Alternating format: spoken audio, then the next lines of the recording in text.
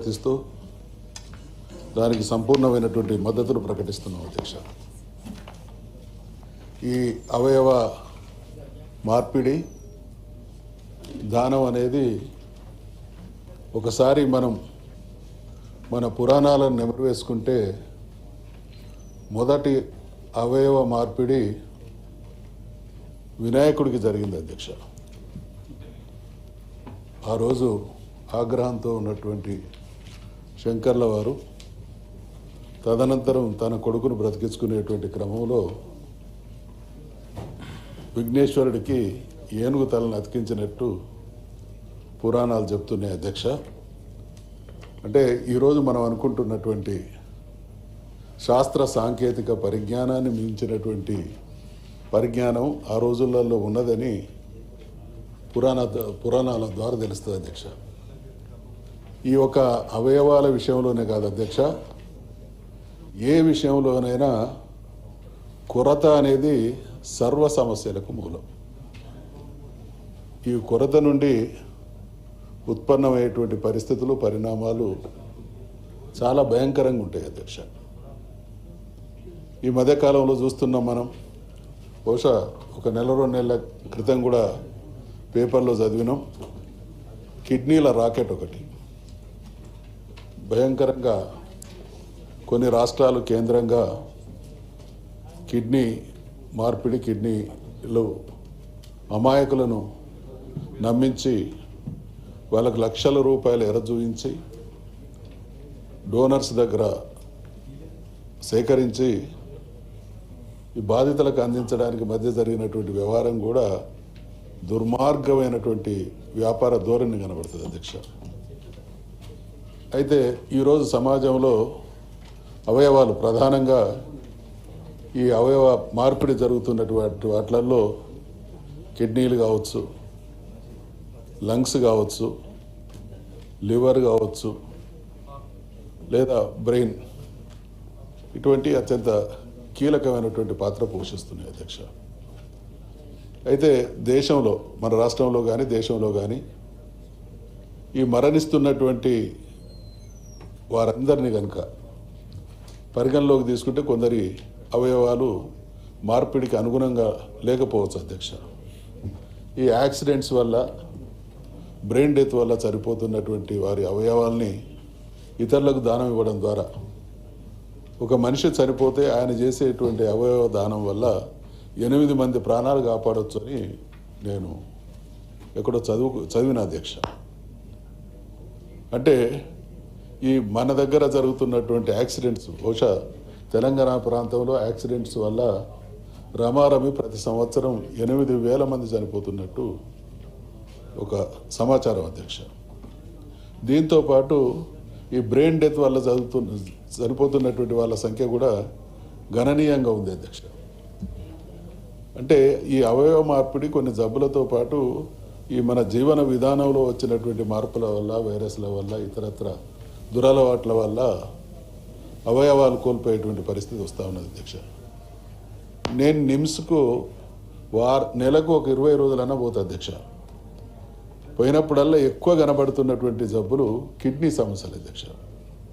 ఈ మధ్యకాలంలో 1-2 డాక్టర్లతో చర్చిస్తే గ్రామాలలో ఈ పెయిన్ కిల్లర్స్ బాగా వాడుతూ ఉన్నారు. ఈ పెయిన్ కిల్లర్స్ వాడడం వల్ల అది లాంగ్ రన్లో కిడ్నీస్ మీద ఎఫెక్ట్ అవుతూ ఉన్నది. దాని పర్యవసాన ఫలితమే ఈ కిడ్నీల ఫెయిల్యూర్ అనేటువంటి విషయాన్ని డాక్టర్లు చెప్తా ఉన్నారు అధ్యక్ష. ఒక శుభ సూచకం ఏంటంటే ఈ మధ్య మనం చేసినటువంటి అనేక ప్రయత్నాల వల్ల మెరుగైనటువంటి వైద్య సౌకర్యాల వల్ల, డయాలసిస్ కేంద్రాల వల్ల, డయాలసిస్తో కూడా కిడ్నీ టైమ్లీ దొరకకుండా 5-10 సంవత్సరాలు బ్రతుకుతున్నటువంటి సందర్భాలు కోకొల్లలుగా ఉన్నాయి అధ్యక్ష. ఆ మధ్యకాలంలో మనం చూసినాం అధ్యక్ష, ఈ కరోనా మహమ్మారి ప్రపంచాన్ని కుదిపేసిన సందర్భంగా చాలామందికి లంగ్స్ దెబ్బతినడం, దానికి రిలేటెడ్ జబ్బులు కూడా రావడం చూస్తూ ఉన్నాం అధ్యక్ష. ఇక దురలవాటు వల్ల వచ్చేటువంటి కాలేయం, ఇతరత్ర సమస్యలు కూడా అందరికీ తెలుసు అధ్యక్ష. ఈ బిల్లును స్వాగతిస్తూనే అసలు సమాజంలో మనం చైతన్యం తీసుకురావాల్సినటువంటి అవసరం బాగుంది అధ్యక్ష. ఒకవైపు ఈ రూట్ కాజెస్, ఈ మూలాలకు వెతికినప్పుడు పిల్లల్ని ఈ తరం పిల్లలు ఈ మధ్యకాలంలో పేపర్లో కానీ ఇతరత్ర కానీ చాలా సమాజం అంతా మనం చాలా అలార్మింగ్ స్టేజ్లో ఉన్నాం అధ్యక్ష. ఈ డ్రగ్స్ అడిక్షన్ అనేది బహుశా గతంలో ఎప్పుడు కూడా ఈ రాష్ట్రంలో కానీ దేశంలో కానీ ఎక్కడ కూడా ఈ డ్రగ్స్ మహమ్మారి ఇంత విశృంఖలంగా ఉన్నటువంటి పరిస్థితిని మనం గమనించలేదు, మనం వెళ్ళేది అధ్యక్ష. డ్రగ్స్ చాలా సీరియస్గా సమాజంలో ఒక పెద్ద రుగ్మతలాగా ఉన్నది. దాన్ని కనుక నివారించకపోతే రాబోయే రోజులలో ఇంకా అలార్మింగ్ సిచ్యువేషన్స్ ఎదురయ్యేటువంటి ప్రమాదం ఉన్నది అధ్యక్ష. అందుకనే చైతన్యం తీసుకురావడం ద్వారా మాత్రమే ఇప్పుడు ఉన్నటువంటి తరంలో ఈ అవయవదానం, అమ్మ జన్మనిస్తే మరో జన్మనిచ్చేది అవయవదానం. కాబట్టి ఆ దిశగా సమాజంలోని అన్ని వర్గాల వారికి చైతన్యం తీసుకురావాల్సినటువంటి అవసరం ఉంది.